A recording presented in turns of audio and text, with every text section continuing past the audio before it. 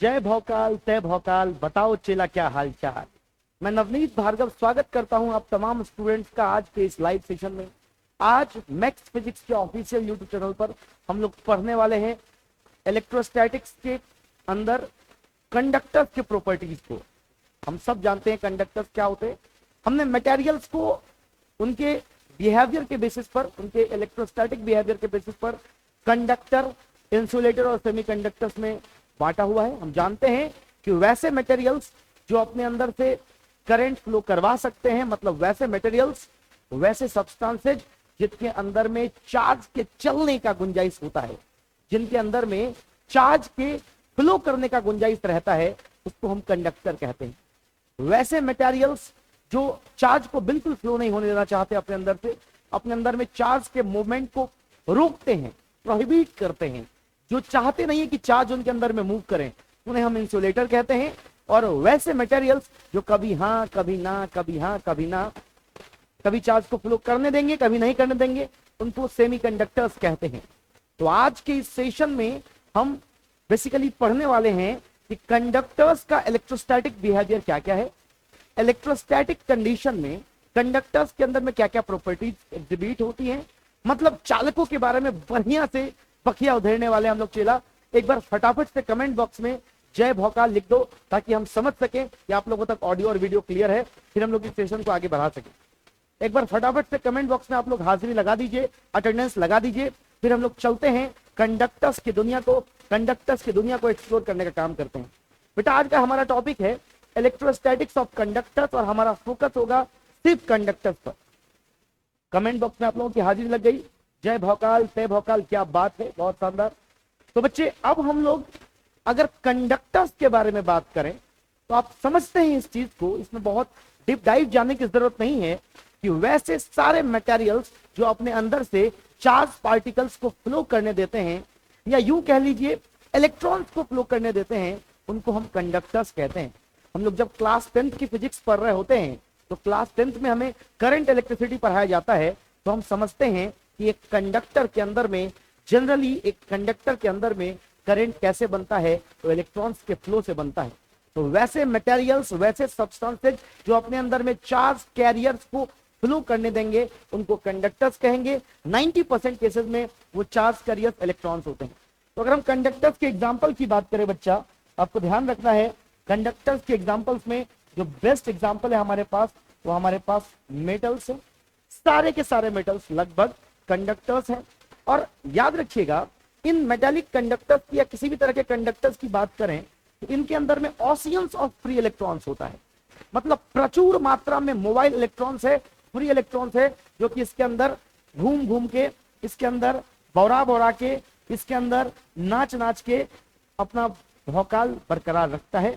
मतलब आपको याद रखना है बेटा कि इस कंडक्टर के अंदर में, किसी भी कंडक्टर के अंदर में ओशियंस ऑफ फ्री इलेक्ट्रॉन्स होता है, ओशियंस ऑफ मोबाइल इलेक्ट्रॉन्स होता है। फ्री इलेक्ट्रॉन्स या मोबाइल इलेक्ट्रॉन्स से मेरा मतलब है वैसे इलेक्ट्रॉन्स जो ताबड़तोड़ मूव कर सकते हैं, जो फ्री होते हैं मूव करने के लिए। अब अगर आपको कंडक्टर के बिहेवियर को समझना है तो आपको यह समझना पड़ेगा एक कंडक्टर, एक चालक, कोई सा भी कंडक्टर किसी भी मटेरियल का हो सकता है, जरूरी नहीं है ऐसा रेक्टेंगल ही होगा, ऐसे एब्रप्ट शेप का भी नॉन यूनिफॉर्म हो सकता है, ठीक है। ये कब कैसा व्यवहार करेगा ये बेसिकली डिपेंड करता है कि हम इस कंडक्टर पे बाहर से कोई एक्सटर्नल इलेक्ट्रिक फील्ड अप्लाई किए हैं या नहीं किए हैं। अगर हमने इस पर एक्सटर्नल इलेक्ट्रिक फील्ड अप्लाई कर दिया हो तो ये अलग तरीके से व्यवहार करता है। एक्सटर्नल इलेक्ट्रिक फील्ड कनेक्ट करे के मतलब पहले बाहर से बैटरी के जोड़ना है या बाहर से कोनो वोल्टेज सप्लाई करना है। तो जब हम कोई कंडक्टर पर वोल्टेज सप्लाई कर दै छियै चेला या एक्सटर्नल इलेक्ट्रिक फील्ड अप्लाई कर दै छियै चेला तो मामला अलग हो जाइ छै, आ जब तक नहीं करे छे तो मामला अलग होइ छै।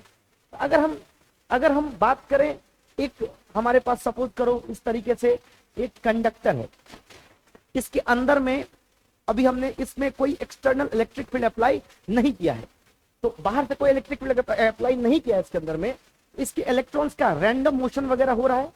और रैंडम मोशन वगैरह होने के कारण इसके इलेक्ट्रॉन्स का, अगर आप यूं कह लीजिए, रिजल्टेंट वेलोसिटी ले लीजिएगा, मतलब इसके अंदर में ये जो हमारे पास कंडक्टर है, इसमें अभी बाहर से कोई बैटरी या बाहर से कोई वोल्टेज नहीं जोड़े हैं, इसके अंदर का इलेक्ट्रॉन्स का रैंडम मोशन हो रहा होगा, है ना, और उस रैंडम मोशन के कारण इसका रिजल्टेंट वेलोसिटी, सब लोग समझिएगा मैं क्या बोलना चाहता हूं, इन इलेक्ट्रॉन्स का रैंडम मोशन हो रहा होगा। रैंडम मोशन मतलब यत्र तत्र आवारा की तरह बवा रहा होगा, मतलब कोई एक फिक्स दिशा होगा नहीं। इसके कारण इसके अंदर में अभी इसका जो रिजल्टेंट वेलोसिटी आता है, रिजल्टेंट वेलोसिटी या रिजल्टेंट वीआरएमएस, वो जीरो आता है। करंट इलेक्ट्रिसिटी चैप्टर में और बढ़िया से आप इसको पढ़िएगा। तो यहाँ पर रिजल्टेंट करंट भी जीरो होता है।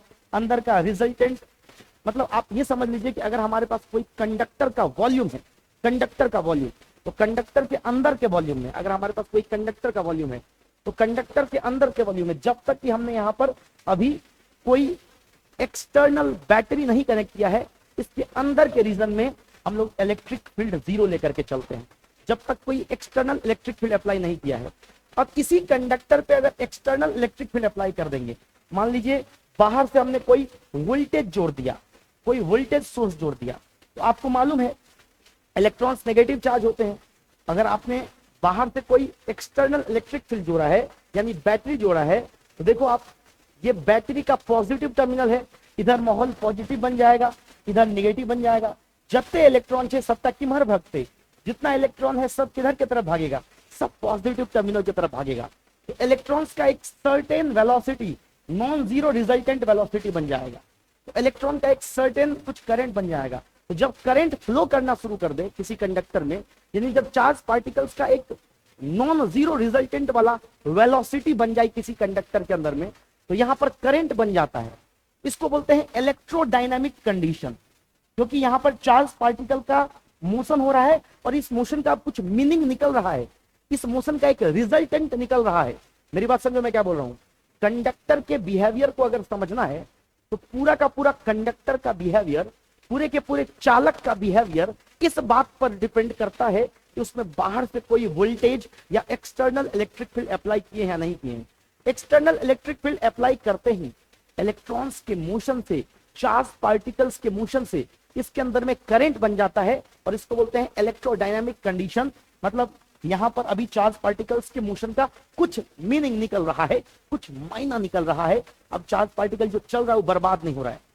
यहां पर इस केस की अगर बात करें, जब तक कि यहां पर आप ऐसे समझ लीजिए ना कि कंडक्टर के लिए इसका वोल्टेज जो है उसका बाप हो गया, जैसे बाप आया तब एक तरफ एक सर्टेन स्टाइल में डिसिप्लिन में भागना शुरू किया। जब तक बाप नहीं था ये आवारा की तरफ मूव कर रहा था इसके अंदर का इलेक्ट्रॉन। तो जब तक इसमें इलेक्ट्रॉन का रिजल्टेंट वेलोसिटी कुछ नहीं निकल रहा था, जीरो आ रहा था, वहां नॉन जीरो है।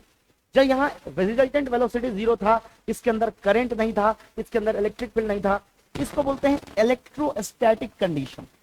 आप मेरी बात समझ पा रहे हैं मैं क्या बोल रहा हूं।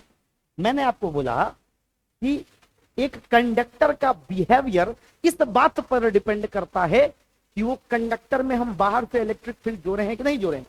जब इलेक्ट्रिक फील्ड यानी वोल्टेज यानी बैटरी का सप्लाई हो चुका है कंडक्टर पर, तो अब इसके अंदर में इलेक्ट्रॉन्स कुछ ऐसे मूव करेंगे कि उनके मूव करने से अंदर में करंट बनेगा। तो वहां पर वो इलेक्ट्रोडायनामिक कंडीशन हो गया। करंट इलेक्ट्रिसिटी के अंदर में हम लोग पढ़ेंगे। आज फिलहाल हमारा फोकस इस बात पर है कि जब करंट फ्लो नहीं कर रहा है, जब हमारे कंडक्टर से करंट फ्लो नहीं कर रहा है, इस कंडीशन में हमारा कंडक्टर कैसे बिहेव करता है, आज हम ये सीखेंगे। हमारा फोकस इस बात पर है। यानी हम लोग आज के लेक्चर में कंडक्टर्स के इलेक्ट्रोस्टैटिक बिहेवियर को सीखने वाले हैं। तो सबसे पहला प्रॉपर्टी तो आप सीख ही लिए कि जब तक आपने किसी भी कंडक्टर में बाहर से इलेक्ट्रिक फील्ड अप्लाई नहीं किया है, तब तक इसके अंदर में मतलब कंडक्टर के अंदर में इनसाइड रीजन में इलेक्ट्रिक फील्ड जीरो होगा। मतलब अगर हमारे पास ये कोई कंडक्टर है, ये कोई कंडक्टर है, आप एक चीज समझ आइए, इस कंडक्टर में अगर ये इलेक्ट्रोस्टैटिक कंडीशन पर है, इसके अंदर कोई करंट का फ्लो नहीं हो रहा है, इस केस में इसके सरफेस के जस्ट बाहर में इलेक्ट्रिक फील्ड हो सकता है, सरफेस के जस्ट बाहर में इलेक्ट्रिक फील्ड नॉन जीरो हो सकता है, लेकिन अंदर वाले एरिया में इलेक्ट्रिक फील्ड जीरो होता है। याद रखिएगा, कंडक्टर के इनसाइड वॉल्यूम में इलेक्ट्रिक फील्ड जीरो होता है। आई थिंक पहला प्रॉपर्टी सबको समझ में आ गया। फटाफट से कमेंट करके बताइए कितने लोगों को पहला प्रॉपर्टी समझ में आ गया। मैं आपके कमेंट का इंतजार कर रहा हूं। पहला प्रॉपर्टी समझ में आ गया कि कंडक्टर के इनसाइड वॉल्यूम में इलेक्ट्रिक फील्ड जीरो होता है। इलेक्ट्रोस्टैटिक कंडीशन पर कंडक्टर के इनसाइड वॉल्यूम में इलेक्ट्रिक फील्ड जीरो होता है। नहीं, ये चीज समझ में आ गया? फटाफट से बोलो, कमेंट करके बताओ। अगर पहला प्रॉपर्टी समझ में आ गया तो फटाफट से कमेंट करो P1 क्लियर। फटाफट से क्लियर करो, कमेंट करो P1 क्लियर। मतलब कंडक्टर के, बेटा मेरे, कंडक्टर के इनसाइड रीजन में, कंडक्टर के इनसाइड वॉल्यूम में इलेक्ट्रोस्टैटिक कंडीशन में, इलेक्ट्रोस्टैटिक कंडीशन में इलेक्ट्रिक फील्ड इंटेंसिटी जीरो होता है। क्लियर है? कंडक्टर के इनसाइड रीजन में, कंडक्टर के इनसाइड रीजन में इलेक्ट्रोस्टैटिक कंडीशन में इलेक्ट्रिक फील्ड इंटेंसिटी जीरो होता है। क्लियर है? पक्का क्लियर है? सबको क्लियर है? आगे बढ़ते हैं मेरे बच्चे, आगे बढ़ते हैं, आगे बढ़ते हैं सेकेंड नंबर प्रॉपर्टी पर। अगर अंदर में इलेक्ट्रिक, ये मान लो हमारे पास कोई कंडक्टर है, इस कंडक्टर के अंदर में अगर इलेक्ट्रिक फील्ड जीरो है, अगर इस कंडक्टर के अंदर में इलेक्ट्रिक फील्ड जीरो है, तो हम इस पर जो भी चार्ज दे रहे हैं इलेक्ट्रोस्टैटिक कंडीशन में, हम इस पर जो भी चार्ज देंगे वो इसके सरफेस पे चला आएगा। याद रखिएगा, कंडक्टर पे तुम कोई सा भी चार्ज दे दे बेटा, ये चार्ज इसके सरफेस पे आएगा। आप कोई भी चार्ज दोगे, वो चार्ज कंडक्टर के सरफेस पर आकर के रिसाइड करेगा, कंडक्टर के सतह पर रहेगा, अंदर में चार्ज जीरो होगा। कंडक्टर के इनसाइड वॉल्यूम में चार्ज जीरो होगा। अरे इलेक्ट्रिक फील्ड अगर जीरो है अंदर में, इलेक्ट्रिक फील्ड अगर जीरो है अंदर में, इलेक्ट्रिक फील्ड का एरिया इंटीग्रल भी जीरो होगा ना। और इलेक्ट्रिक फील्ड का एरिया इंटीग्रल जीरो होने का मतलब क्या है? Q inside by epsilon not zero. मेरी बात समझो, मैं प्रूव करने की कोशिश कर रहा हूं कैसे अंदर का चार्ज जीरो होता है। मैं ये तुमको कह रहा हूं कि इसके अंदर में इलेक्ट्रिक फील्ड जीरो है, मतलब तुम्हारे कंडक्टर के इनसाइड वॉल्यूम में इलेक्ट्रिक फील्ड जीरो है। अगर तुम यहां पर एक स्फेरिकल गॉसियन सरफेस या कैसा भी गॉसियन सरफेस काट लो यहां पर, इसको मैं प्रूव करने का प्रयास करता हूं, चाहे मैं अलग फिगर में प्रूव कर देता हूं कि मान लो कि हमारे पास ये कोई कंडक्टर है, कंडक्टर का इनसाइड वॉल्यूम में इलेक्ट्रिक फील्ड जीरो होता है। हम एक गॉसियन सरफेस काटते हैं, हम प्रूव कर रहे हैं कि कैसे कंडक्टर के अंदर के रीजन में, अंदर के वॉल्यूम में चार्ज रिसाइड नहीं करेगा। तुम कंडक्टर पर, तुम चालक पर कितना भी चार्ज दे दो, उस साला का साला, गाली निकल रहा है, सारा का सारा, साला का सारा नहीं, शादी नहीं तो साला कहां से आएगा, सारा का सारा चार्ज सरफेस पे चला जाएगा। कंडक्टर में तुम जो भी चार्ज दोगे वो सारा का सारा चार्ज कंडक्टर के सरफेस पर चला जाएगा। हमने यहाँ पर एक गॉसियन सरफेस काट लिया ये प्रूव करने के लिए। इस गॉसियन सरफेस का फ्लक्स जीरो आएगा। क्यों जीरो आएगा फ्लक्स? क्योंकि अंदर में इलेक्ट्रिक फील्ड जीरो है, तो फ्लक्स क्या होता है? ई डॉट डी का इंटीग्रेशन, तो वो जीरो आया। अच्छा, फ्लक्स जीरो आया, ई डॉट डी का इंटीग्रेशन जीरो आया, मतलब अंदर का charge by epsilon not zero आया, मतलब अंदर का चार्ज क्या आ गया? जीरो आ गया। आ गया ना जीरो। तो हमने मैथमेटिकली ये प्रूव कर दिया, ये प्रूफ है हमारा, हमने प्रूव कर दिया कि कंडक्टर के अंदर में चार्ज जीरो होगा। जो भी चार्ज दोगे, तुम चार्ज अंदर में दोगे, चार्ज कहां जाएगा? सरफेस पे जाएगा। फटाफट से कमेंट करो, कंडक्टर का चार्ज सरफेस पे जाएगा। रिपीट करो, कंडक्टर का चार्ज सरफेस पे जाएगा, अंदर में चार्ज जीरो होगा। कंडक्टर में हम जो भी चार्ज देंगे वो सारा का सारा चार्ज अंदर में ना रह के सरफेस पे चला जाएगा। क्लियर है? कोई दुख दर्द कष्ट पीड़ा परेशानी नहीं है? मेरे बच्चे कमेंट करके बताओ। मेरे बच्चे, मैंने तुमसे कहा था कि कंडक्टर पे तुम जो भी चार्ज दोगे वो पूरा का पूरा चार्ज कहाँ चला जाएगा? वो उसके सरफेस पे चला जाएगा, अंदर में चार्ज नहीं रहेगा। इस बात को ध्यान रखें। आगे चलते हैं बेटा अगले प्रॉपर्टी की ओर। अगला प्रॉपर्टी ये कहता है, हमने अभी क्या बोला कि कंडक्टर का, अगर हम कंडक्टर की बात करें तो कंडक्टर के अंदर रीजन में, इनसाइड वॉल्यूम में इलेक्ट्रिक फील्ड जीरो है। मेरे बच्चे, मैंने तुमसे कहा था कि अगर इलेक्ट्रिक फील्ड की बात करो तो ये minus DV by D R के बराबर होता है, मतलब ये पोटेंशियल ग्रेडियंट के निगेटिव के बराबर होता है। हाँ या ना बोलो, बोला था कि नहीं बोला था? तो कंडक्टर के इनसाइड रीजन में अगर इलेक्ट्रिक फील्ड जीरो है, मतलब इनसाइड रीजन में डीवी बाई डी आर भी क्या होगा? जीरो होगा। अरे बाबू, कंडक्टर के अंदर के रीजन में इलेक्ट्रिक फील्ड जीरो है, मतलब minus DV by D R zero होगा, क्योंकि electric field minus DV by D R के बराबर होता है। यानी पोटेंशियल ग्रेडियंट जीरो होगा, मतलब पोटेंशियल चेंज नहीं होगा, मतलब कंडक्टर के इनसाइड वॉल्यूम में हर जगह पोटेंशियल कांस्टेंट रहेगा। कंडक्टर के सरफेस पर यहाँ का पोटेंशियल, यहाँ पोटेंशियल भी है, यहाँ भी होगा, यहाँ भी होगा, हर पॉइंट पर पोटेंशियल सेम होगा। और ऐसा सरफेस जिसमें हर पॉइंट पर पोटेंशियल सेम होता हो उसको इक्वी पोटेंशियल सरफेस बोलते हैं। यानी मेरे बच्चे, मैंने आपसे कहा था कि ऐसा कोई भी सरफेस जिसमें हर पॉइंट पर पोटेंशियल सेम हो उसको हम इक्वी पोटेंशियल सरफेस बोलते हैं। यानी कंडक्टर का सरफेस इक्वी पोटेंशियल सरफेस की तरह बिहेव करेगा। तो अब इक्वी पोटेंशियल सरफेस वाला जितना प्रॉपर्टी है मेरे बच्चे सब लागू हो सकता है इस पर। इक्वी पोटेंशियल सरफेस में इलेक्ट्रिक फील्ड सरफेस के परपेंडिकुलर होता था, कंडक्टर पे भी परपेंडिकुलर होगा।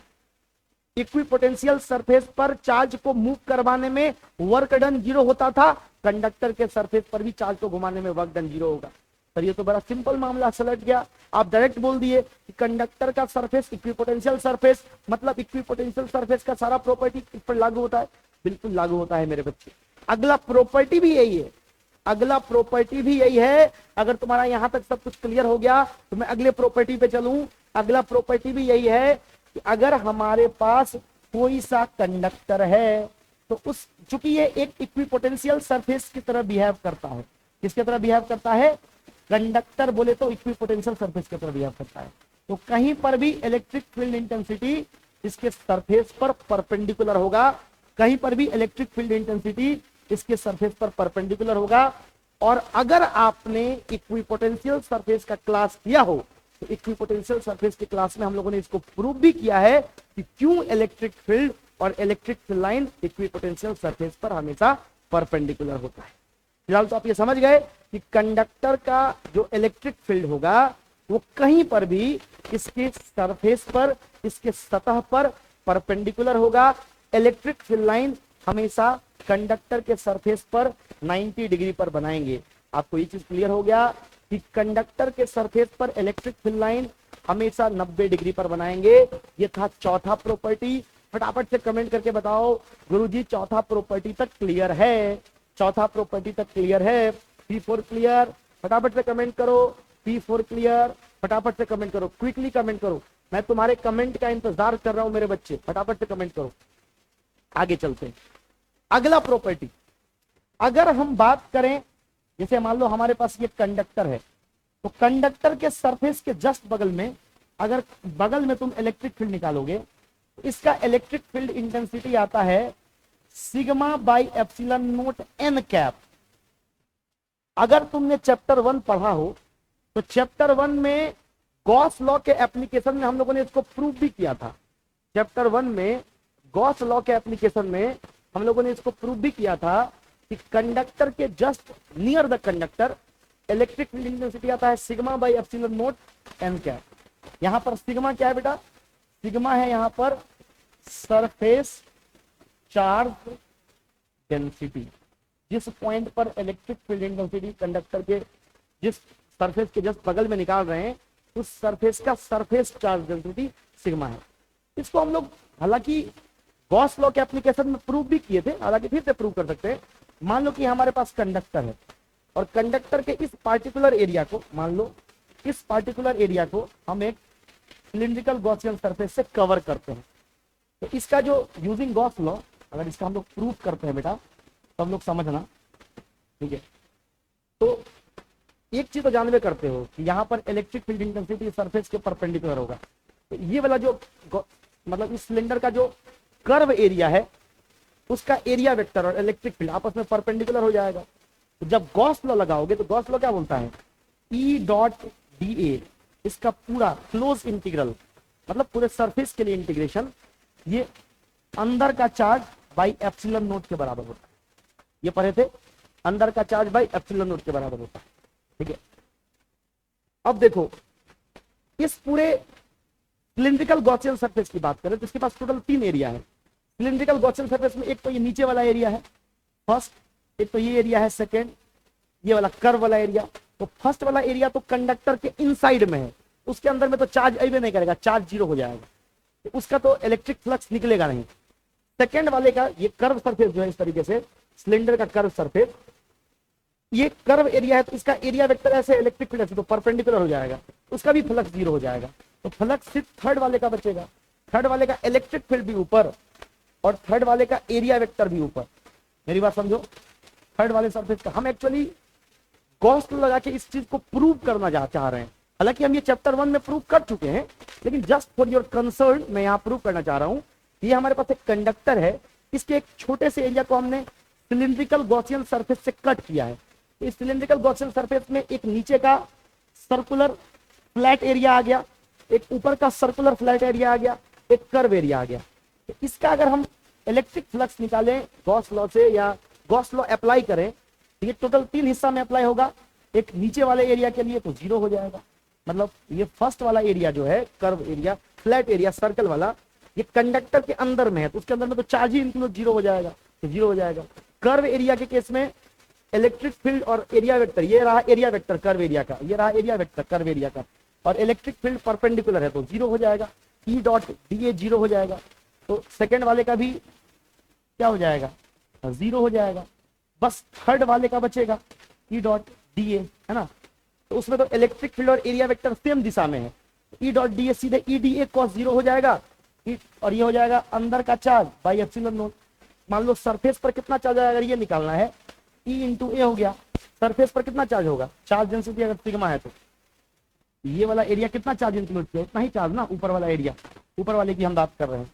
ये हो जाएगा sigma into a by epsilon naught. Sigma into a कैसे लिख दिए, तो मान लो इतना दूर का एरिया अगर ए है और चार्ज डेंसिटी सिग्मा है, ये तो हम लोग जानते हैं ना बेटा, सिग्मा बराबर क्या होता है, चार्ज बाई एरिया। तो चार्ज बराबर क्या होगा, सिग्मा इंटू एरिया। ये चीज हमको समझ में आ गया। ए से ए कट गया, इलेक्ट्रिक फील्ड क्या आ गया, सिग्मा बाई एप्सिलॉन नॉट। ये चीज का डिटेल्ड प्रूफ गॉस लॉ के एप्लीकेशन में मिलेगा, ये हम जस्ट फॉर कंसर्न बता दिए हैं। तो जो बच्चे इसको नहीं पढ़े हुए होंगे एक बार, उनको अभी ये समझ में नहीं आया होगा। इसका डिटेल्ड डेरिवेशन देख लीजिए, कैसे एक कंडक्टर के सरफेस के बगल में electric field sigma by epsilon not होता है। हम बहुत कम समय में इसको रिकैप दिए हैं, लेकिन ये तभी समझ में आया होगा आपको जब आपको गॉस लॉ अप्लाई करना, या आप already application of Gauss law में कंडक्टर के बगल में इलेक्ट्रिक फील्ड निकालना सीखे हुए हैं, नहीं तो ये आपके किसी काम का नहीं। तो ये मैंने आपको समझाने के लिए बस बता दिया। आप ये ध्यान रखिएगा, इलेक्ट्रिक फील्ड इंटेंसिटी जो कंडक्टर के जस्ट बगल में आता है सिग्मा बाई एप्सिलॉन नॉट आता है, और उसी को वेक्टर के फॉर्मेट में लिखोगे तो एन कैप लगा दोगे, जो दिखाता है कि कंडक्टर का इलेक्ट्रिक फील्ड इसके सरफेस के परपेंडिकुलर होता है। यहां तक क्लियर है तो फटाफट से एक बार कमेंट करके बता दो। यहां तक क्लियर है तो फटाफट से एक बार कमेंट करके बता दो मुझे, ताकि हम लोग समझ सके, आगे बढ़े। मैं तुम्हारे कमेंट का इंतजार कर रहा हूं, फटाफट से मुझे कमेंट करके बता दो, ठीक है। यहां तक सब कुछ क्लियर है, मतलब 5वां नंबर प्रॉपर्टी तक क्लियर है। अब छठे प्रॉपर्टी में चलते हैं। छठा प्रॉपर्टी बोलता है, अगर ये हमारे पास कोई कंडक्टर है तो कंडक्टर का इलेक्ट्रिक फील्ड अंदर में होता है 0, अंदर में होता है 0, जस्ट बाहर में होता है sigma by epsilon not, just बाहर में। तो जब सरफेस के जस्ट बगल से सरफेस होते हुए अंदर आओगे ना, ये प्रॉपर्टी हालांकि एनसीईआरटी में क्लास 11-12 के स्टैंडर्ड में नहीं दिया हुआ है और इस पर क्वेश्चन भी कम बना है, लेकिन हायर स्टडीज अगर तुम करोगे फिजिक्स की तो वहां पर तुमको ये प्रॉपर्टी पढ़ने को मिलेगा। हम लोग जब कंडक्टर के सरफेस के जस्ट बाहर से अंदर की ओर आए हैं, तो बाहर में इलेक्ट्रिक फील्ड क्या था, सिग्मा बाई एप्सिलॉन नॉट, और अंदर आते ही ये क्या हो गया, 0 हो गया।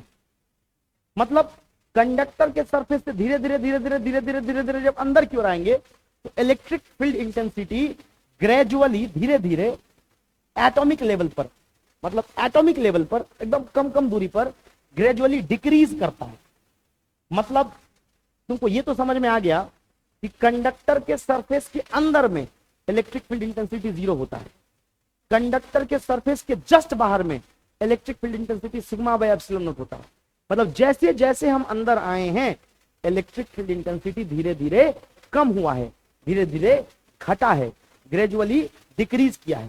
तो ये चीज भी अपने दिमाग में सेट कर लेना कि अच्छा, इसके घटने का कोई फिक्स रेट नहीं है, कोई कंटिन्यूअस या स्टैंडर्ड रेट ऑफ चेंज नहीं है, ये डिसकंटिन्यूअस चेंज होता है। मतलब इसके घटने का कोई एक फिक्स अमाउंट नहीं है। मैंने यहाँ पर लिख भी रखा है, ये डिसकंटिन्यूअसली, मतलब कहीं पर घट भी सकता है, कहीं पर ज्यादा घट सकता है, कहीं पर कम।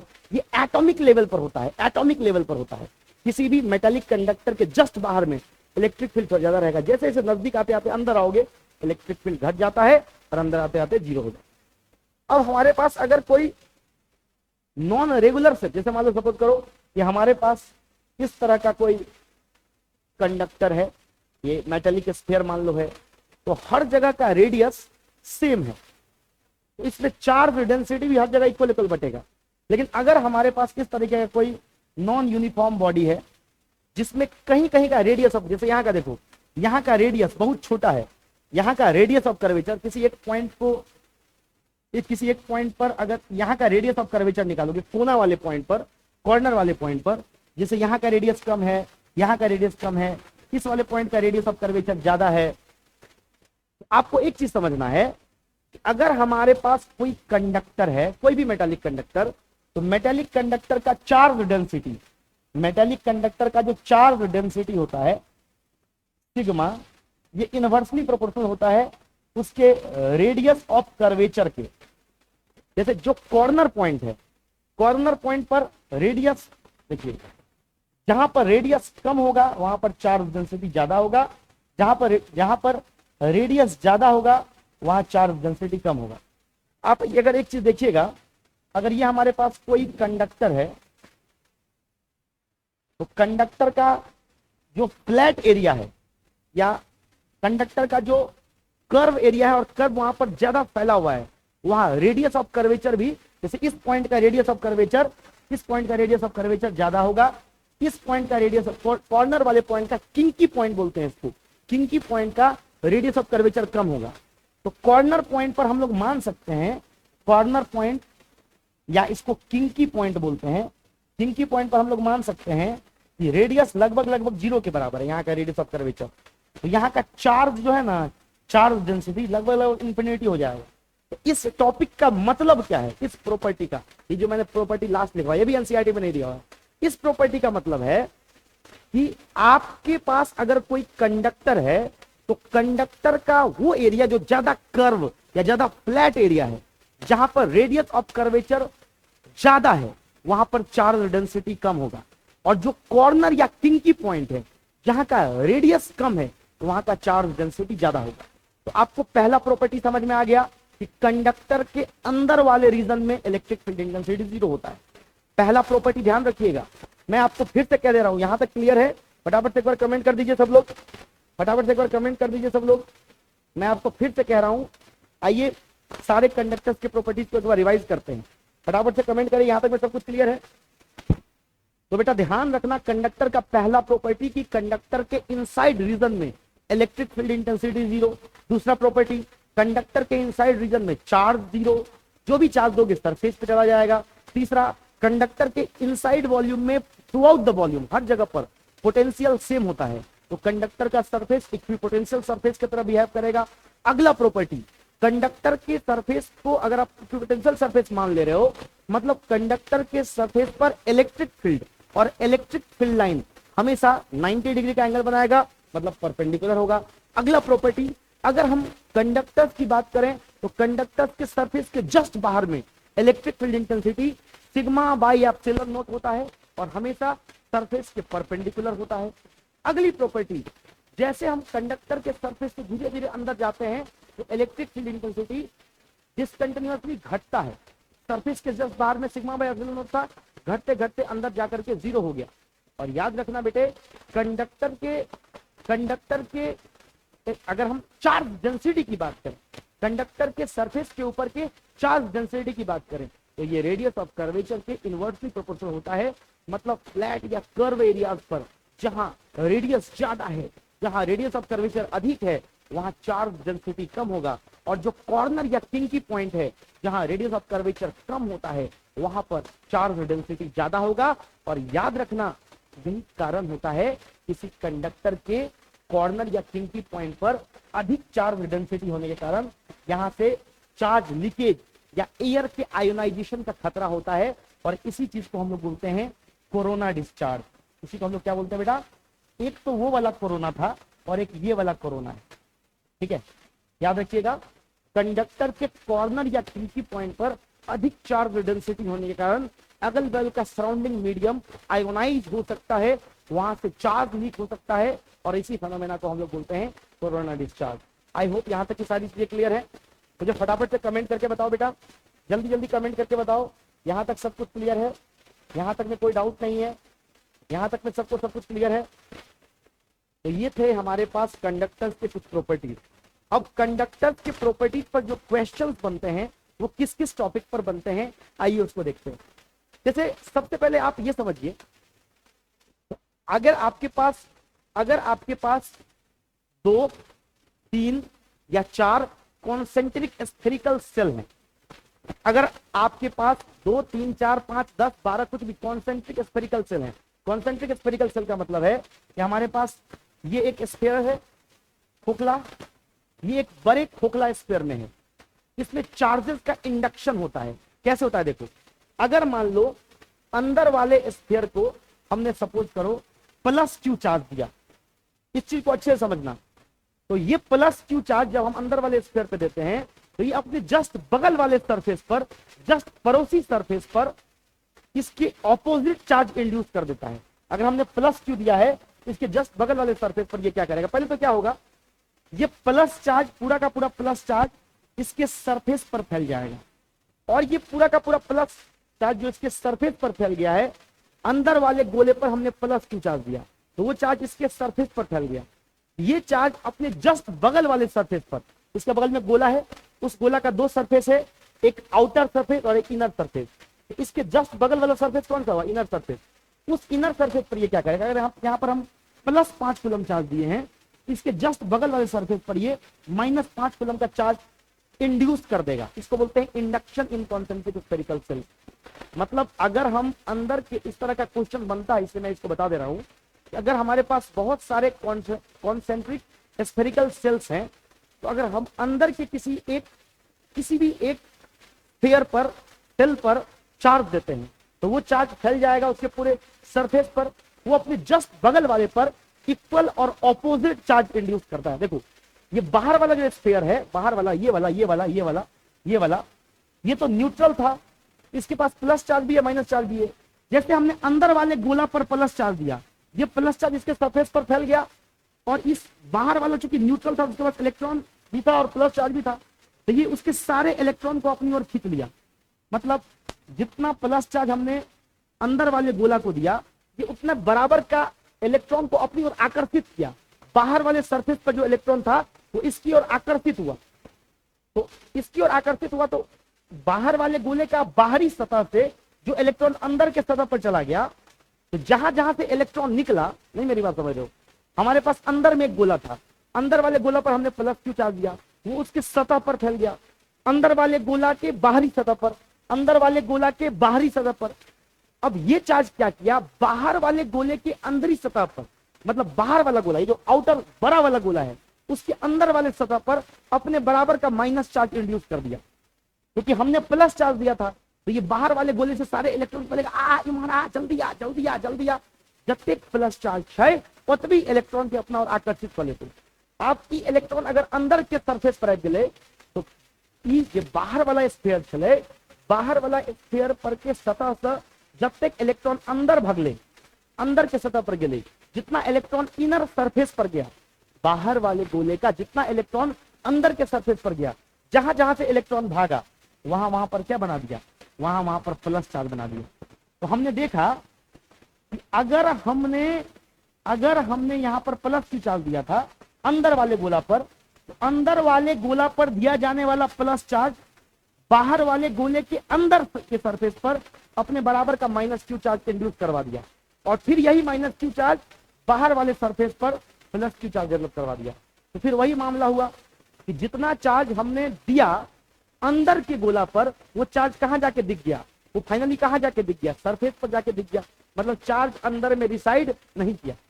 भाई बाहर वाला गोला हो या अंदर वाला गोला हो, तब तो इलेक्ट्रिकली न्यूट्रल था ना, इस पे हमने +Q चार्ज दिया, ये अपने बाहर वाले पर, मतलब अपने जस्ट बगल वाले पर, बाहर वाले गोले के अंदरी सरफेस पर, बाहर वाले, मेरी बात समझो, बाहर वाले को, जब हमने अंदर वाले गोले को प्लस क्यू चार्ज दिया तो अपने जस्ट बगल में बाहर वाले गोले के अंदर ही सतह पर अपने बराबर का माइनस चार्ज डेवलप कर दिया। अब बाहर वाला गोला तो न्यूट्रल था ना, तो अगर अंदर में माइनस चार्ज डेवलप हुआ तो बाहर में भी उतना ही प्लस चार्ज डेवलप हो जाएगा, ताकि कट के टोटल चार्ज क्या रहे, जीरो रहे। तो हमने क्या देखा कि हम चार्ज दिए अंदर वाले गोला पर, और वो एपियर कहाँ हुआ, वो एपियर हुआ आउटर सरफेस पर। वो कहाँ एपियर हुआ, आउटर सरफेस पर। तो फिर से तुमको एक बात समझ में आ गया कि कॉन्सेंट्रिक स्फीयर के केस में भी हम जो भी चार्ज इनर सरफेस पर देंगे, जो भी चार्ज इनर स्फीयर पर देंगे, वो सब चार्ज फाइनली हमको कहाँ जाके दिखेगा, कमेंट करो। वो सारा चार्ज फाइनली हमको आउटर स्फीयर पर जाके दिखेगा। कमेंट में बताओ, समझ जाओ इस चीज को। हम कॉन्सेंट्रिक स्फीयर के केस में जो भी चार्ज अंदर के स्फीयर पर देंगे वहां नहीं टिकेगा, वो चार्ज इंड्यूस होकर के सबसे बाहरी सरफेस पर चला जाएगा, वो इंड्यूस होकर के सबसे बाहरी सरफेस पर चला जाएगा। क्लियर है, क्लियर है। अब इसी पर देखो एक सवाल भी कर लेते हैं, एक क्वेश्चन भी कर लेते हैं। हमको बोला है if a charge of 4 coulomb is given to inner sphere, inner sphere 2 बार हो गया, इनर स्फीयर 2 बार हो गया, इनर स्फीयर, अगर हमने इनर स्फीयर को 4 कूलम का चार्ज दिया, देखो ये हमारे पास न्यूट्रल था, तो हमने यहाँ पर क्या किया, हमने अंदर वाले को, इसको हमने क्या दिया, 4 कूलम का चार्ज दिया। तो बोल रहा है what charge will appear on the outer sphere. अंदर वाले को 4 कूलम चार्ज दोगे तो बाहर वाले पर भी 4 कूलम चार्ज अपीयर होगा। क्या होगा, यही 4 कूलम चार्ज पहले अंदर वाले गोला पर फैल जाएगा। अब ये अपने बराबर का चार्ज बाहरी गोला के अंदरी सतह पर बनाएगा, मतलब अब ये बाहर वाले गोला के अंदर के सतह पर कितना चार्ज बना देगा, -4 कूलम।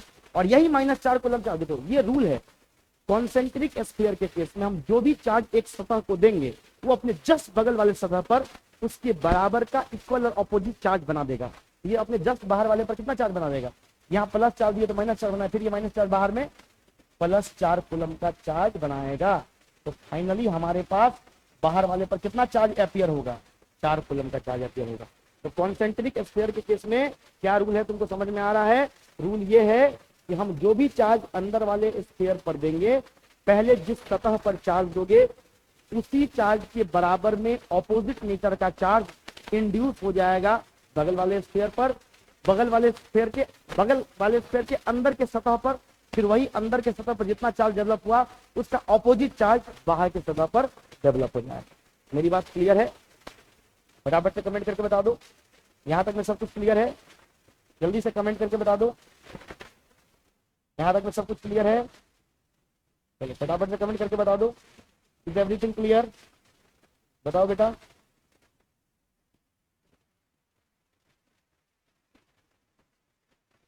चलो ठीक है, तो अब आगे चलते हैं, फिर एक सवाल लेते हैं। हमारे पास एक सवाल है, if a charge of 6 coulomb is given to inner sphere, what final charge will appear on the outer sphere. देखो यहाँ पर एक चीज गौर करना, यहाँ पर आउटर स्फीयर पर 3 कूलम का चार्ज पहले से है, और तब बोला है अगर हम अंदर वाले पर 6 कूलम का चार्ज देते हैं तो बाहर हमें कितना चार्ज अपीयर होता हुआ दिखाई देगा। मतलब इस सवाल में बोला है कि अगर हम अंदर वाले गोला पर 6 कूलम का चार्ज देते हैं तो बाहर वाले पर कितना चार्ज फाइनली दिखेगा। 3 कूलम पहले से दिखा दिया है फिगर में, यहाँ बोर्ड पर। एकदम सिंपल सवाल हो गया ये भी, तुम लोग कमेंट करके बताओ। हम यहाँ पर दिए 6 कूलम चार्ज, तो यही 6 कूलम पूरे सरफेस पर फैल जाएगा, अपने बगल वाले पर क्या बनाएगा, एकदम इत्मीनान से सीखो, अपने बगल वाले पर -6 बनाएगा, ठीक है ना। अपने बगल वाले पर क्या बनाएगा, -6, ठीक है। अब बाहर वाले पर कितना चार्ज अपीयर होगा, तो -6, मान लो बाहर वाले पर x चार्ज अपीयर होगा फाइनली, तो -6 + x, ये मिला करके 3 कूलम होगा ना जी। यहाँ पर 3 कूलम पहले से है, तो टोटल चार्ज मिला करके 0 होना चाहिए ना। तो -6 + x = 3 होगा, तो x बराबर क्या हो जाएगा, 3 + 6 यानी 9 कूलम। यानी बाहर वाले गोला पर फाइनल चार्ज जो अपीयर होगा वो देखो ना, -6 अंदर वाले पर अपीयर हुआ है, मेरी बात समझो। तो बाहर वाले पर +6 आएगा, तो +6 और 3 मिला करके 9 कूलम तो आएगा। तो बाहर वाले पर कितना चार्ज अपीयर होगा, 9 कूलम चार्ज अपीयर हो जाएगा। याद रखना, जो सरफेस जिस कंडीशन में था उसी कंडीशन में रहेगा। बस हम जो भी चार्ज अंदर वाले स्फीयर पे देंगे वो चार्ज धीरे धीरे इंड्यूस होते होते अगल बगल के, पहले अंदर वाले पर चार्ज दिए, वो अपने जस्ट पड़ोसी पर अपने बराबर का ऑपोजिट चार्ज डेवलप किया, वो अपने पड़ोसी सतह पर इक्वल और ऑपोजिट चार्ज इंड्यूस किया, वो अपने पड़ोसी सतह पर इक्वल और अपोजिट चार्ज इंड्यूस किया। ऐसे करते करते चार्ज फाइनली सबसे लास्ट वाले पर सरफेस पर चला जाता। अब अगले टॉपिक पर चलते हैं। देखो, अगर हमारे पास कोई कंडक्टर है, यहां बोर्ड पर देखना, तो कंडक्टर के इनसाइड में तो इलेक्ट्रिक फील्ड जीरो होता ही है। अगर हमारे पास कोई सॉलिड कंडक्टर है, मतलब इसमें मटेरियल भरा हुआ है लोहा का या मेटल का, और ये कैविटी है, तो इस कैविटी के अंदर में भी इलेक्ट्रिक फील्ड जीरो होगा। और ये इलेक्ट्रिक फील्ड तभी तक जीरो होगा, मतलब समझो, ये तो सीधे एक हमारे पास मेटल का बॉडी था, अंदर में खोखला था, ये हमारे पास मेटल का एक बॉडी है, यहाँ पर मटेरियल भरा हुआ है, और इसके अंदर में कैविटी है, तो कैविटी में इलेक्ट्रिक फील्ड जीरो है। लेकिन जैसे ही इस कंडक्टर का ये मटेरियल है और कैविटी के अंदर में कोई चार्ज क्यू रख दोगे, तो वो चार्ज यहां पर इलेक्ट्रिक फील्ड बना देगा, तो यहां पर इलेक्ट्रिक फील्ड जीरो नहीं रहेगा। अगला एक प्रॉपर्टी याद रखना, प्रॉपर्टी कह लो, एक कॉन्सेप्ट कह लो, कि किसी भी कंडक्टर के कैविटी में जब तक कि कोई चार्ज नहीं रखा गया है, वो कंडक्टर का कैविटी, वो कंडक्टर का खोखला एरिया, वो कंडक्टर का कैविटी एक फील्ड फ्री स्पेस है। लेकिन जैसे ही उसके अंदर में, उस कंडक्टर के अंदर में कोई चार्ज रख दोगे, अब वो फील्ड फ्री स्पेस नहीं रहेगा, अब उसके अंदर में भी इलेक्ट्रिक फील्ड बन जाएगा। यहां तक में सब कुछ क्लियर है? फटाफट से कमेंट करके बताओ, यहां तक में सब कुछ क्लियर है? फटाफट से कमेंट करके बताओ, is everything clear up to here? चलो, ये समझ में आ गया। अगर हमारे पास कोई कंडक्टर है, कंडक्टर के इनसाइड रीजन में इलेक्ट्रिक फील्ड जीरो, कंडक्टर के कैविटी में मान लो कोई कंडक्टर है जो जिसके अंदर मटेरियल भरा हुआ है, लेकिन कुछ दूर से मटेरियल काट के निकाल दिया, तो गड्ढा बन गया, उस गड्ढा में भी इलेक्ट्रिक फील्ड जीरो होगा। लेकिन कब तक? जब तक कि कोई दूसरा चार्ज उसमें नहीं रखते। फिर उसमें कोई दूसरा चार्ज ला के रख दोगे, अब यहाँ पर इलेक्ट्रिक फील्ड जीरो नहीं रहेगा, क्योंकि अब तुम यहाँ पर अगर गॉस फ्लो लगाओगे, अगर यहाँ पर तुम गॉसियन सर्फेस लेके गॉस फ्लो लगाते हो, तो यहाँ पर इलेक्ट्रिक फील्ड जीरो नहीं आएगा। ध्यान रखना इसका, ठीक है, क्योंकि अब कुछ चार्ज आ गया इसलिए इलेक्ट्रिक फील्ड जीरो नहीं आएगा। आगे देखो, आगे इसी पर हम लोग एक और कॉन्सेप्ट समझते हैं। देखो, जेई में, नीट में, रिसेंट कुछ ईयर्स में कंडक्टर को कनेक्ट करने वाला सवाल आया है कि अगर हम एक कंडक्टर को दूसरे कंडक्टर से कनेक्ट कर देते हैं, एक कंडक्टर को दूसरे कंडक्टर से कनेक्ट कर देते हैं, तो कनेक्ट करने पर, एक कंडक्टर को दूसरे कंडक्टर से कनेक्ट करने पर क्या चार्ज का डिस्ट्रीब्यूशन होगा, उसके लिए कॉन्सेप्ट लोग आज सिखा रहे हैं, तो ध्यान रखना। कंडक्टर के साथ ही इसको पढ़ लो। अगर हमारे पास मान लो एक कंडक्टर R1 रेडियस का है और इस पर चार्ज Q1 है, और दूसरा कंडक्टर हमारे पास R2 रेडियस का है और इस पर चार्ज Q2 है, दो कंडक्टर हमारे पास है। इन दोनों कंडक्टर्स को अगर हमने वायर से ज्वाइन कर दिया, इन दोनों कंडक्टर को अगर हमने वायर से कनेक्ट कर दिया, तो यहाँ चार्ज का फ्लो होता है। यहाँ पर चार्ज का फ्लो होता है ड्यू टू पोटेंशियल डिफरेंस। मान लो एक का पोटेंशियल ज्यादा होगा, एक का पोटेंशियल कम होगा, तो जब हम एक कंडक्टर को, इस कॉन्सेप्ट को सब लोग ध्यान में रखना, जब हम एक कंडक्टर को दूसरे कंडक्टर से ज्वाइन कर देते हैं, तो कंडक्टर्स के बीच में चार्ज का फ्लो होता है, और ये चार्ज का फ्लो पोटेंशियल डिफरेंस के कारण होता है। मतलब यहाँ पर मान लो स्टार्टिंग में, मान लो ये स्टार्टिंग में अभी हमने इस तार को नहीं कनेक्ट किया था, इसका पोटेंशियल V1 था, इसका पोटेंशियल V2 था, तो अगर डेल्टा V, दोनों के बीच का पोटेंशियल डिफरेंस जीरो होगा, दोनों का पोटेंशियल डिफरेंस जीरो होगा, तो नो चार्ज फ्लो, चार्ज का कोई फ्लो नहीं होगा, no any flow of charge. अगर इनके बीच का पोटेंशियल डिफरेंस जीरो नहीं हुआ, तो charge will flow, charge flow, charge कब तक फ्लो करेगा? अब मान लो इन दोनों का तुमने क्या किया, ये R1 रेडियस वाला था और ये R2 रेडियस वाला था, इन दोनों को तुमने कनेक्ट कर दिया, ये इसका इनिशियल कंडीशन है, फाइनली कनेक्ट कर दिया, तो ये चार्ज का फ्लो तब रुक जाएगा जब इसका पोटेंशियल V डैश और इसका पोटेंशियल V डैश, मतलब V1 भी V डैश हो जाएगा, V2 भी V डैश हो जाएगा, जब दोनों कॉमन पोटेंशियल पे आ जाएगा। समझो इस बात को, जब तुमने दो कंडक्टर को आपस में कनेक्ट किया, तो दोनों कंडक्टर्स के बीच में चार्ज का फ्लो होता है, और ये चार्ज का फ्लो तब तक होता है जब तक कि दोनों कंडक्टर्स का वोल्टेज यानी पोटेंशियल सेम ना हो जाए। पोटेंशियल सेम होने के लिए चार्ज का फ्लो होगा, मतलब पहले भले इसमें चार्ज Q1 था, लेकिन अब इसका चार्ज चेंज होकर Q1 डैश हो जाएगा, इसका चार्ज चेंज होकर Q2 डैश हो जाएगा। ध्यान रखना इस बात पर, दोनों का चार्ज चेंज हो जाएगा। और जब इसको मैथमेटिकली डिराइव करते हैं तो फाइनल चार्जेस जो आता है हमारे पास, फाइनल चार्जेस ऑन स्फीयर, हम लोग ने मान लिया कि पहले कनेक्ट करने से पहले इस पर चार्ज क्या था, इनिशियल चार्ज क्या था, इसका चार्ज Q1 था, इसका चार्ज Q2 था, बाद में इसका Q1 डैश हो गया, इसका Q2 डैश हो गया। तो अगर डेरिवेशन करेंगे तो Q1 डैश का जो फॉर्मूला आता है निकल के, इस बोर्ड पर देख लो, Q1 डैश का जो फॉर्मूला आता है निकल के ये आएगा Q1 plus Q2 by R1 plus R2 into R1। मतलब दोनों को अगर हमने कनेक्ट कर दिया तो कनेक्शन के जस्ट बाद मेटल के वायर से कनेक्ट कर दिया दोनों कंडक्टर को, तो चार्ज का फ्लो होगा। ये फ्लो कब जाकर रुक जाता है, जब दोनों का वोल्टेज पोटेंशियल सेम हो जाता है। और जब हम अगर इसको प्रूव करते हैं तो चार्ज का कंजर्वेशन, मतलब इनिशियल चार्ज टोटल और फाइनल चार्ज टोटल को बराबर करके एक इक्वेशन बनाते हैं और दोनों के पोटेंशियल को इक्वल करके एक इक्वेशन बनाते हैं। दोनों इक्वेशन को अगर सॉल्व करोगे तो फाइनली जो हमारे पास Q1 पर जो चार्ज आएगा वो आएगा Q1 plus Q2 by R1 plus R2 into R1। और सेकेंड वाले पर जो चार्ज आएगा Q2 डैश, ये आ जाएगा Q1 plus Q2 by R1 plus R2 into R2। हम लोग इसको डिराइव भी कर सकते हैं। मैंने क्या बोला, तुम अगर इसको डिराइव करना चाहते हो तो वायर को जोड़ने से पहले का टोटल चार्ज और जोड़ने के बाद का टोटल चार्ज बराबर करके एक इक्वेशन लिख लो और कॉमन पोटेंशियल को बराबर करके एक इक्वेशन लिख लो, दोनों इक्वेशन को सॉल्व कर लो, आ जाएगा।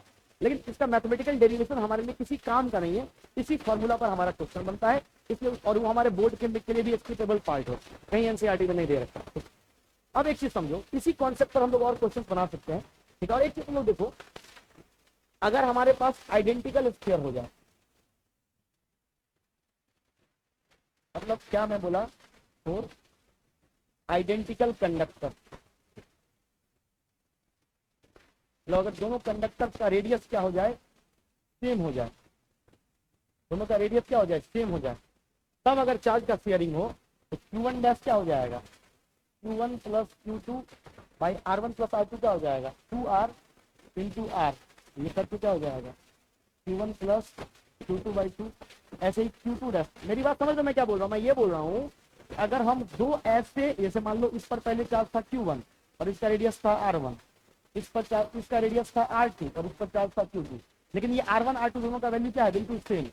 मतलब इसका जो रेडियस R1 है ये भी R है और इसका रेडियस भी R है। अब अगर हम इसको वायर से कनेक्ट किए, दो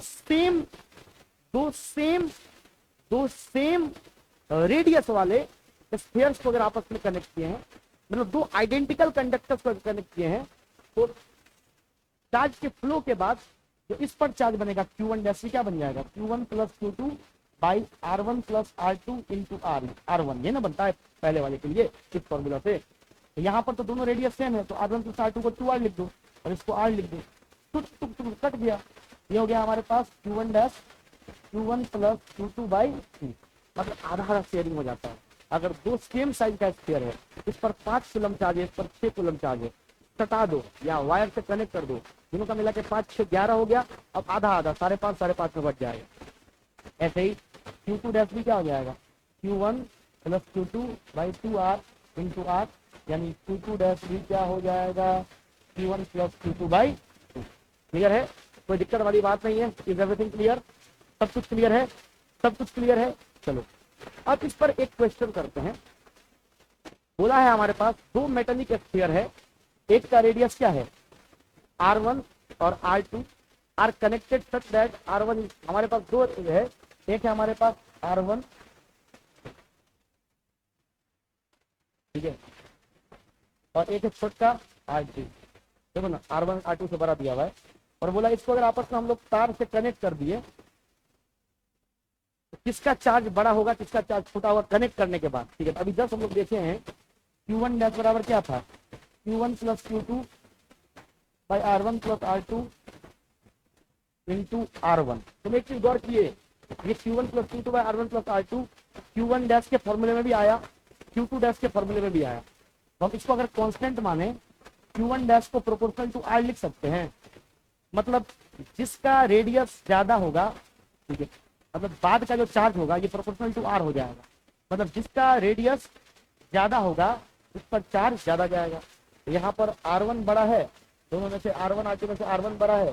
तो यहाँ गौर करो ना, अभी जो हमने फॉर्मूला लिखा है, जब दो कंडक्टर को आपस में कनेक्ट करते हो तो इसमें चार्ज का फ्लो होता है, और ये चार्ज का फ्लो तब तक होता है जब तक कि दोनों का वोल्टेज या दोनों का पोटेंशियल सेम ना हो जाए। तो इस चक्कर में चार्ज का फ्लो होता है। तो फाइनल चार्ज फ्लो करके जो बचता है दोनों पर, वो Q1 डैश, मतलब दोनों पर पहले कुछ चार्ज था, जोड़ दिया तो चार्ज का बंटवारा हुआ, रीडिस्ट्रीब्यूशन हो गया। तो रीडिस्ट्रीब्यूशन के बाद पहले पर चार्ज बचता है Q1 plus Q2 by R1 plus R2 into R1, Q1 plus Q2 by R1। ये तो एक कांस्टेंट की तरह बिहेव कर रहा है। तुम यहाँ पर देखो Q प्रोपोर्शनल है किसके, R के। या तुम यहाँ पर देखो ना, अगर तुम यहाँ पर Q1 dash by Q2 dash निकालते हो, दोनों का रेशियो निकालते हो, तो ये चीज और ये चीज तो कटिए जाएगा, तो ये R1 बाई R2 आ जाएगा, नहीं आ जाएगा। अगर तुम इस दोनों का रेशियो निकालते हो फाइनल चार्ज का, तो तुम क्या देख रहे हैं, हम तुम ये देख रहे हैं कि जब हम दो कंडक्टर्स को जोड़ते हैं, तो कंडक्टर्स को जोड़ने के बाद जो फाइनली उस पर चार्ज मतलब रीडिस्ट्रीब्यूट होकर अपीयर होता है, ये उसके रेडियस के प्रोपोर्शनल होता है। रेडियस ज्यादा तो ज्यादा चार्ज अपीयर होगा, रेडियस कम तो कम चार्ज अपीयर होगा। ठीक है, आगे चलते हैं। यहाँ तक में सब कुछ क्लियर है। तो यहाँ पे ऑब्वियस सा बात है कि पहले का रेडियस ज्यादा है तो पहले वाले पर चार्ज भी ज्यादा आएगा। ये इवन नीट का पूछा हुआ क्वेश्चन है, कौन से ईयर का ये मुझे याद नहीं आ रहा है, लेकिन 2021-22 का था, दोनों में से किसी साल का एक पूछा हुआ नीट का क्वेश्चन। अब आगे चलते हैं। हमको बोला है दो चार्ज स्फेरिकल कंडक्टर जिनका रेडियस R1 और R2 है, जिसको कनेक्ट किया एक वायर से। एक हमारे पास R1 मतलब एक हमारे पास स्फेयर था R1 रेडियस का, एक R2 रेडियस का, इसको कनेक्ट किए हैं वायर से। ये सवाल भी किसी एग्जाम का ही पूछा हुआ है, किसी एग्जाम का पूछा हुआ है, नीट का ही सवाल भी है।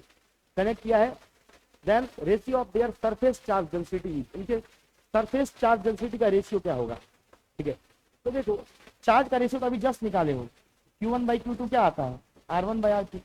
अगर सरफेस चार्ज डेंसिटी का रेशियो निकालोगे तो क्या हो जाएगा, Q1 by, Babu surface charge density क्या होता है, चार्ज बाई एरिया। तो ये गोला है, गोला, इसका चार्ज बाई एरिया क्या होगा, Q by 4 pi R square होगा ना। तो सिग्मा बराबर क्या हो जाएगा, Q by 4 pi R1 square, और ये क्या हो जाएगा Q2 by 4 pi R2 square. 4 pi cut गया, तो हमारे पास क्या आ जाएगा, हमारे पास आ जाएगा ये Q1 by R1 square into ये उल्टा हो जाएगा R2 स्क्वायर बाई Q2, यही हो जाएगा ना। अरे भाई ये हो जाएगा ना, इसको थोड़ा सही करके लिख लो।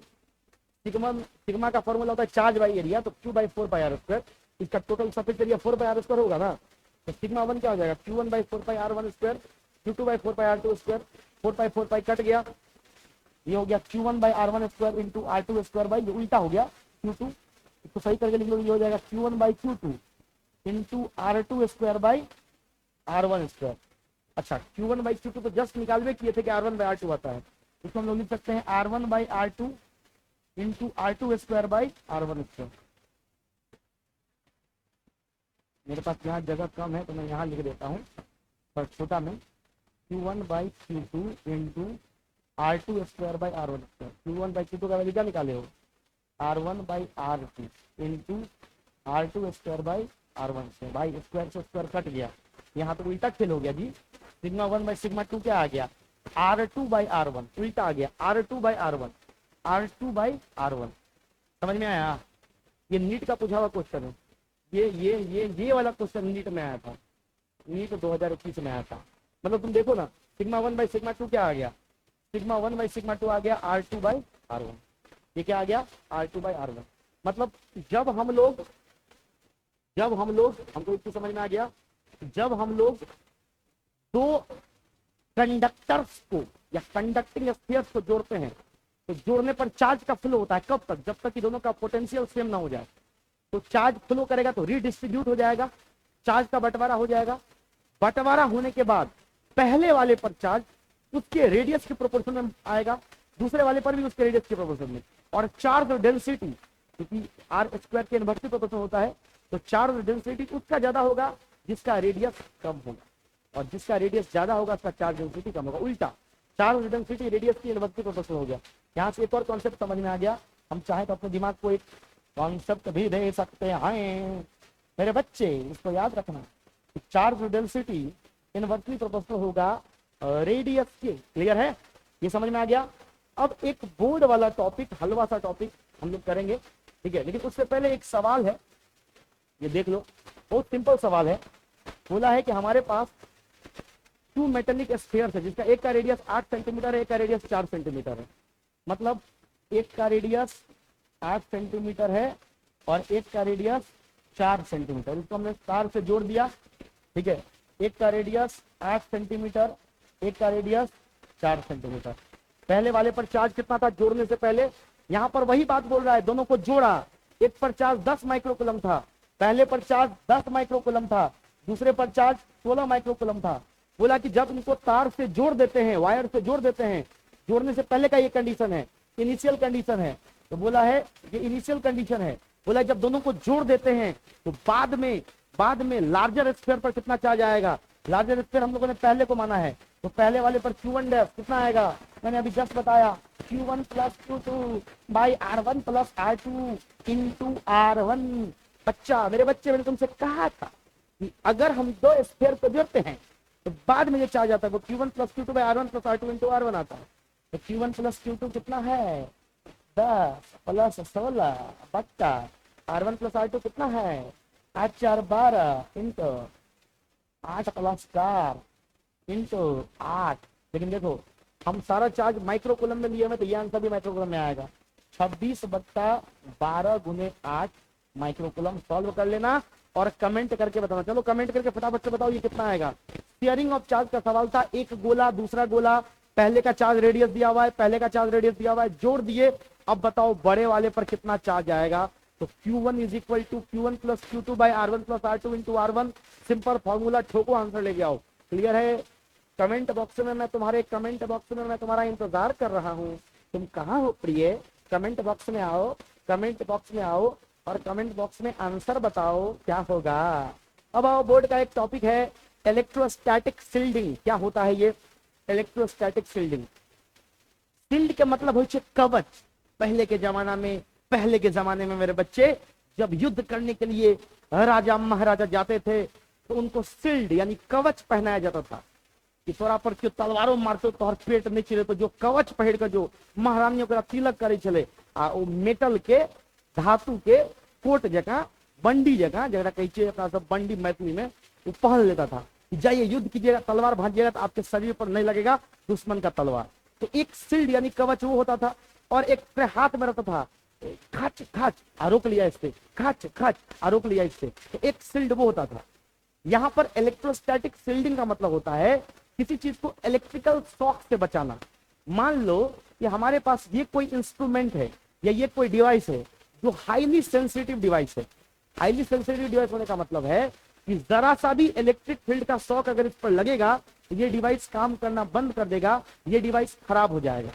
तो उस केस में इस डिवाइस को शॉक से बचाने के लिए, इस डिवाइस को इलेक्ट्रिकल शॉक से प्रूफ करने के लिए, शॉक प्रूफ बनाने के लिए हम इसको इलेक्ट्रिक फील्ड के अंदर के रीजन में डाल देते हैं। ये हमारे पास कोई कंडक्टर है, कंडक्टर के अंदर के रीजन में डाल देते हैं। कंडक्टर पर अगर कोई चार्ज आएगा भी तो सरफेस पर रह जाएगा, अंदर में ना तो चार्ज रहेगा और अंदर में ना तो इलेक्ट्रिक फील्ड रहेगा। किसी भी कंडक्टर के अंदर वाले एरिया में चार्ज भी जीरो होगा और इलेक्ट्रिक फील्ड भी जीरो होगा। तो अगर कंडक्टर के इनसाइड रीजन में, कैविटी रीजन में किसी सेंसिटिव इंस्ट्रूमेंट को रख दिया जाए जिसको इलेक्ट्रिक फील्ड से खतरा है, तो कुछ भी हो जाए इसको इलेक्ट्रिकल शॉक नहीं लगेगा, क्योंकि कंडक्टर के अंदर का रीजन फील्ड फ्री रीजन होता है। आपके कंडक्टर पर जो भी चार्ज आ रहा है वो उसके सरफेस पे जा रहा है, तो इसको कभी भी कोई झटका नहीं लगेगा। ध्यान दीजिएगा, ध्यान दीजिएगा मैं क्या बोल रहा हूं कि ऐसे कोई भी इंस्ट्रूमेंट जो इलेक्ट्रिकली सेंसिटिव होते हैं उनको इलेक्ट्रिकल शॉक से बचाने के लिए आप ऐसे एरिया में रख दो जहां इलेक्ट्रिक फील्ड ना हो, जो फील्ड फ्री रीजन हो। और कंडक्टर के इनसाइड वॉल्यूम से बेहतर और कौन सा जगह हो सकता है? आप कंडक्टर पर जो भी चार्ज दीजिएगा वो सारा चार्ज उसके सरफेस पर रिसाइड करेगा, अंदर की चार्ज जीरो होगी। कंडक्टर के इनसाइड वॉल्यूम में इलेक्ट्रिक फील्ड जीरो होगा। तो कुछ भी हो जाए, अगर यहां पर एक बॉडी को हम रख देते हैं, एक बॉडी को यहां पर हम रख देते हैं, ठीक है, ये body safe from all electrical shock, मतलब कुछ भी हो जाए इसको शॉक नहीं लगेगा, ये सुरक्षित है, क्योंकि ये फील्ड फ्री रीजन है, यहाँ पर बिल्कुल भी इलेक्ट्रिक फील्ड के बनने का कोई चांस है ही नहीं, चार्ज के बनने का कोई चांस है ही नहीं। इसी प्रोसेस को हम लोग बोलते हैं इलेक्ट्रोस्टैटिक शील्डिंग।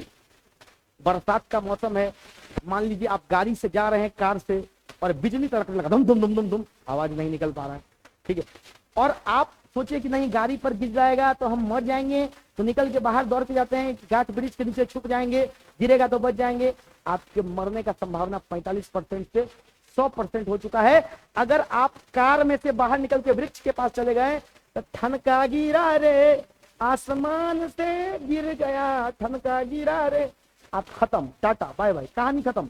लेकिन अगर आप कार के अंदर में बैठे हुए हैं तो कार का अंदर का रीजन एक कंडक्टर का इनसाइड कैविटी का काम कर रहा है।